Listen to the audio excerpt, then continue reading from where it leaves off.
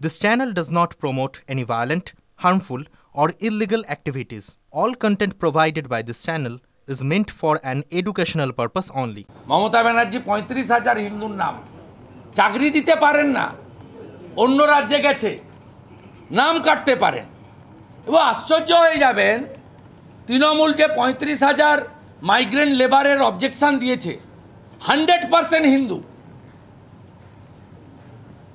একটা অন্য কমিউনিটির নাম দেয়নি।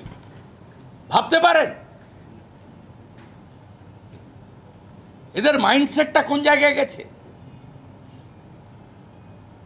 অতএব আমরা অনেক আগে থেকে ধরেছি, আমরা ছাড়ব না। এই পুলিশ আধিকারিকদের দিয়ে ভোট নয়, কনস্টেবলদের উপরে, এএসআইদের উপরে আমাদের কোনো নেই। ওরা ভোট করলেই করতে পারবে, শুধু নির্দেশক বদলে দেন। এদেরকে রাজ্যে এক জেলা থেকে অন্য জেলা করলে হবে না, এদেরকে ভোটের সময় রাজ্যের বাইরে পাঠাতে হবে। যেমন শান্তনু সিনহাকে কলকাতা থেকে 21 সালে বের করে দিয়ে কোচবিহার পাঠিয়ে দিয়েছিল। এদেরকে রাজ্যের বাইরে পাঠাতে হবে, আর রাজ্যের বাইরে থেকে ওসি, আইসি, এসপি, ডিজিপি এনে বসাতে হবে, নইলে বাংলায় ডেমোক্রেসি এস্টাবলিশ হতে পারে না। সরকারি যারা চাকরি হারা সরকারি বৈঠক, সেখানে আমরা দেখলাম শিক্ষামন্ত্রী নেই, শিক্ষা দপ্তরে বৈঠক, শিক্ষামন্ত্রী নেই। শিক্ষামন্ত্রীর কি 1.5 পয়সার মূল্য আছে? শিক্ষামন্ত্রীর কোনো মূল্য নেই, বিনোদ কুমারের কোনো মূল্য নেই। সব মনোজ পন্থ,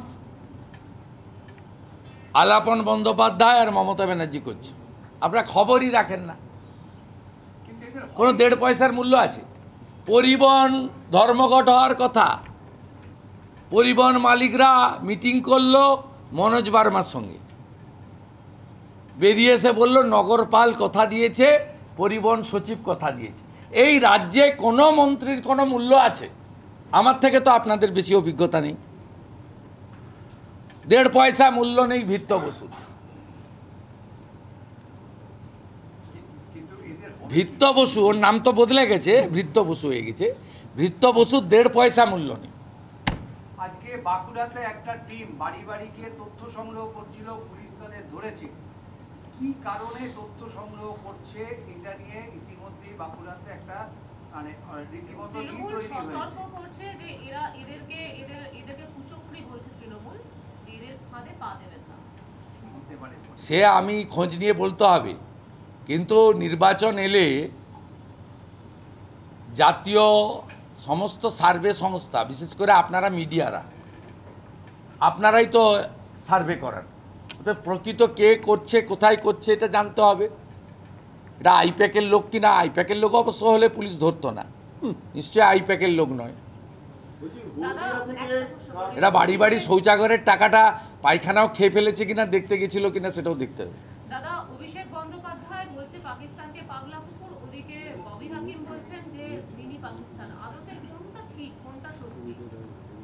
অভিষেক বন্দ্যোপাধ্যায় পাকিস্তানকে পাগলা কুকুর বলছে, আর ববি হাকিম বলেছিলেন মিনি পাকিস্তান। আপনি খুঁজে নেন, একটা মুখ একটা মুখোশ।